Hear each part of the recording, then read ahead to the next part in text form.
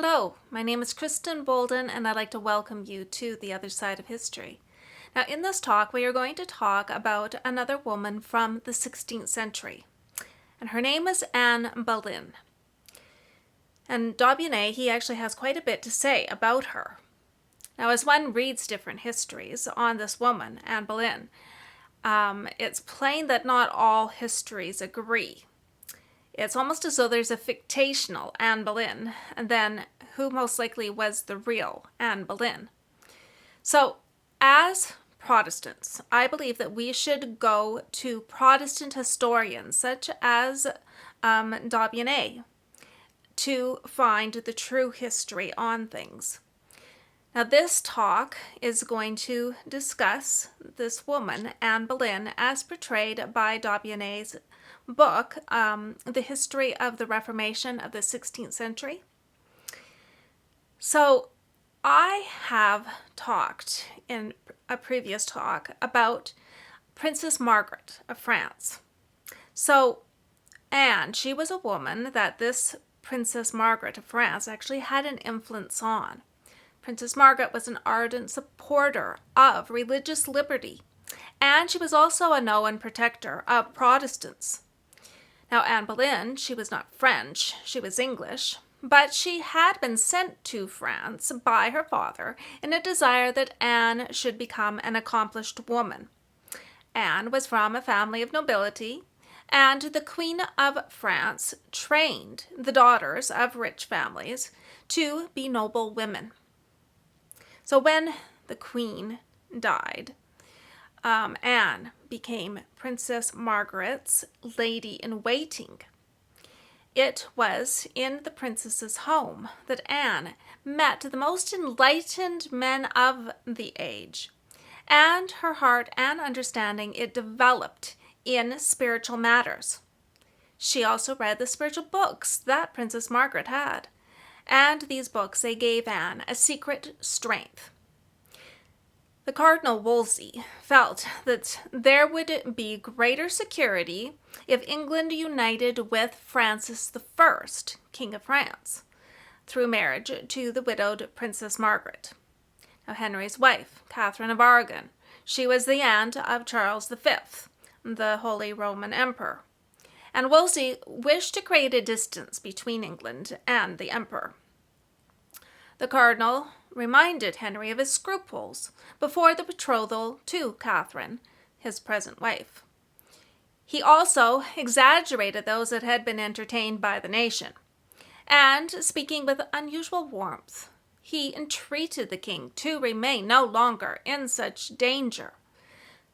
"The holiness of your life and the legitimacy of your succession are at stake," the cardinal said. Henry replied to the cardinal, "You would do well to consider the weight of the stone that you have undertaken to move. The queen is a woman of such exemplary life that I have no motive for separating from her." End quote. So Cardinal Wolsey, however, he didn't consider himself beaten. He had a bishop tell Henry that you cannot, like Herod, have your brother's wife. End quote.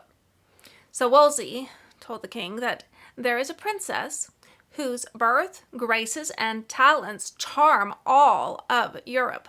Margaret of Valois, sister of King Francis, is superior to all of her sex, and no one is worthier of your alliance. End quote. Wolsey placed in the king's hands a portrait of Margaret. When Margaret learned that she was pointed out as a future Queen of England, she rebelled at the idea of taking from an innocent woman a crown that she had worn so nobly. "The French king's sister knows too much of Christ to consent unto such wickedness," said Tyndale. "Let me hear no more of a marriage that can be effected only at the expense of Catherine of Aragon's happiness and life," said Margaret. Some of the materials that Anne read of Princess Margaret, they were tracts and books by the reformers. Men like Wycliffe, Huss, Luther, and Tyndale. Anne loved to read Tyndale, and she said that she had read all that he had written and thought that the words spoke well of the man who had written the words. It was the time of the Protestant Reformation, and there was a flood of spiritual material for one to read. What has given spiritual strength in every age is the study of God's holy word and of the writings of those who are messengers of his word. Anne had a secret strength because her faith was grounded upon God's word. All looked upon Anne with respect, and when she returned to England, she was appointed as maid of honor to Catherine, Queen of England, and King Henry VIII's first wife. We're told that the Queen treated Anne with politeness. But there was a problem.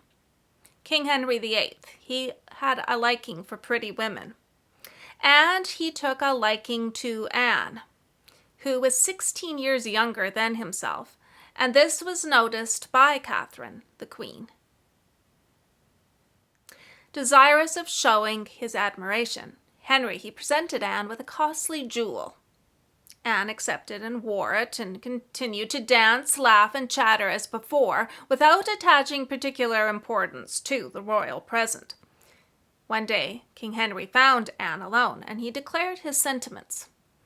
Anne, she burst into tears and said, "I think, most noble and worthy king, your majesty speaks these words in mirth to prove me.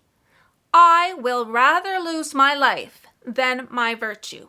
End quote. Henry gracefully replied that he could at least continue to hope. Anne then rose up proudly and answered, "I understand not, most mighty king, how you could retain any such hope. Your wife I cannot be, because you have a queen already. Your mistress I will not be." End quote. Anne kept her word, and while she continued to show the king, even after this interview, all the respect that was due to him, on several occasions she proudly, violently even, repelled his advances. Catherine, the Queen, saw the dynamics between Henry and Anne, and once commented on it. One day when the Queen and Anne were playing cards, while Henry was in the room, Anne was frequently holding the king, and Catherine said to Anne, "You are not like others. You will have all or none." End quote. Catherine's judgment on Anne was correct. I believe that this history that casts doubt on the legitimacy of the birth of Anne's daughter, Elizabeth, to be false.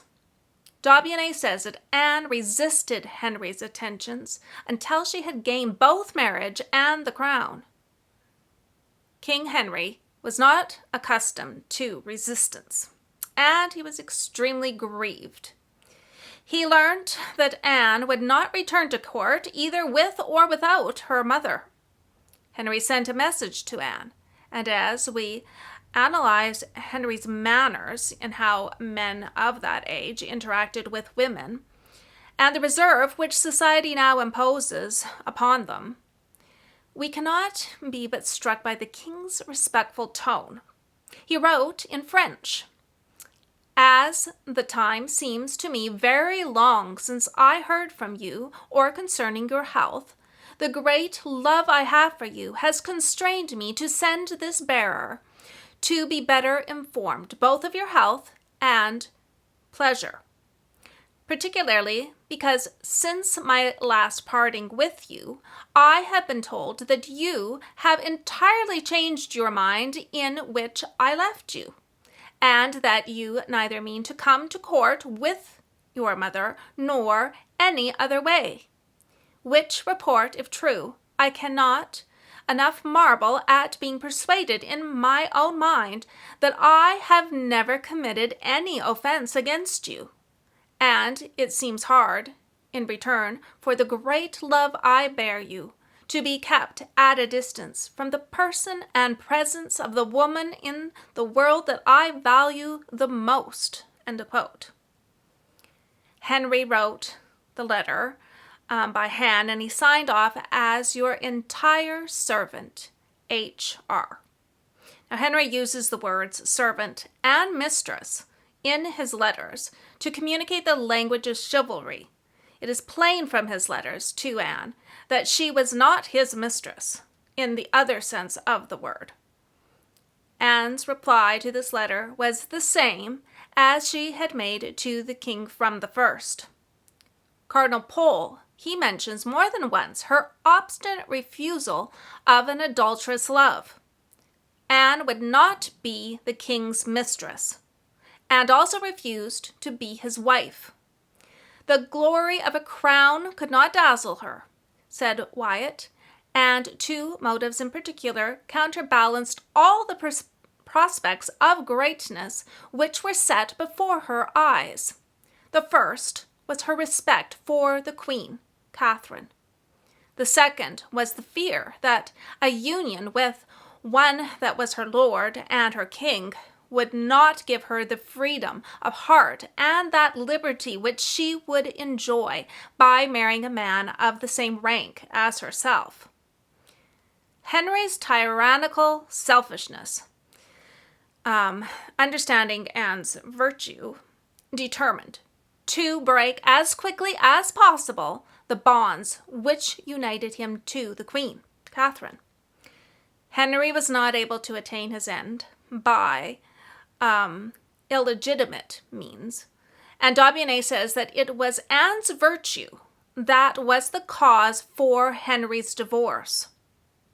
Aubigne says that Anne did not feel right in accepting Henry's marriage proposal, and for nearly 6 years she resisted Henry and his proposal for marriage.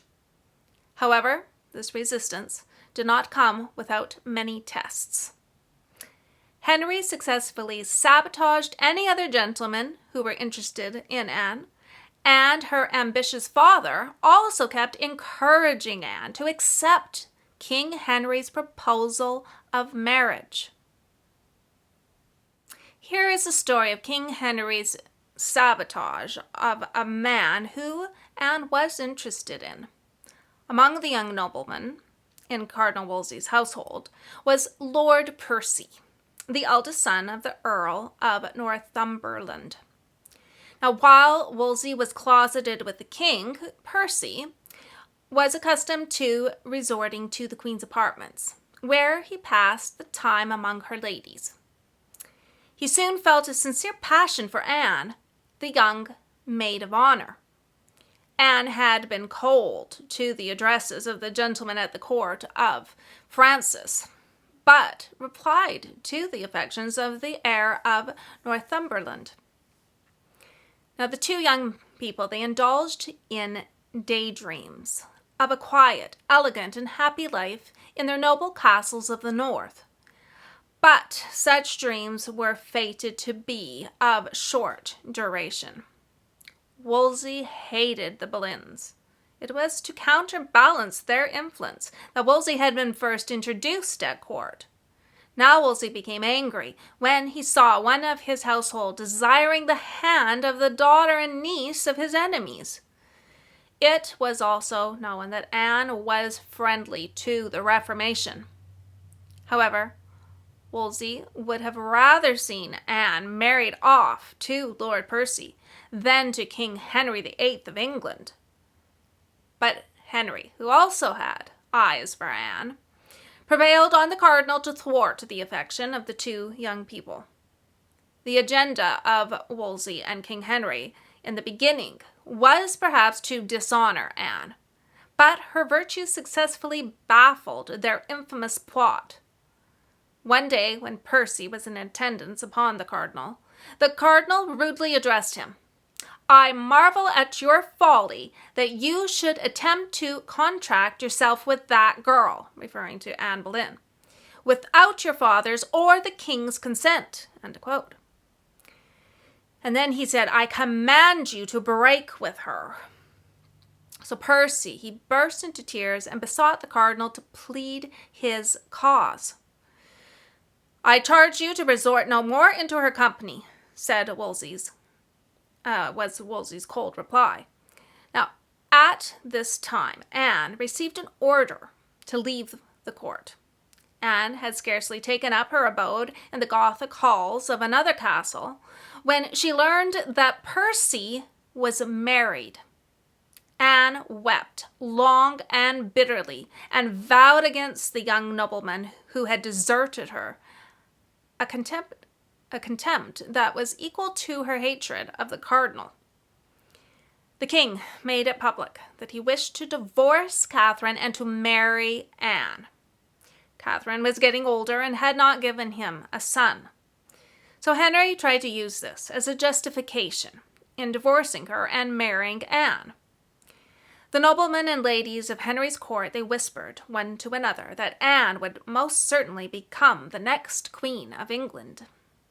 Some were tormented by jealousy. Others, her friends, were delighted at the prospect of a rapid advancement. Wolsey's enemies, in particular, were charmed by the thought of ruining the king's favorite, which was Cardinal Wolsey. When Wolsey returned from France and expressed his grief to Henry at having failed in obtaining the hand of Margaret for him, the king interrupted him and said, "Console yourself. I shall marry Anne Boleyn." End quote. Wolsey, he was speechless for the moment. What would become of him if the king placed the crown of England on the head of the daughter and the niece of his greatest enemy? What would become of the church if a second Anne of Bohemia should ascend the throne?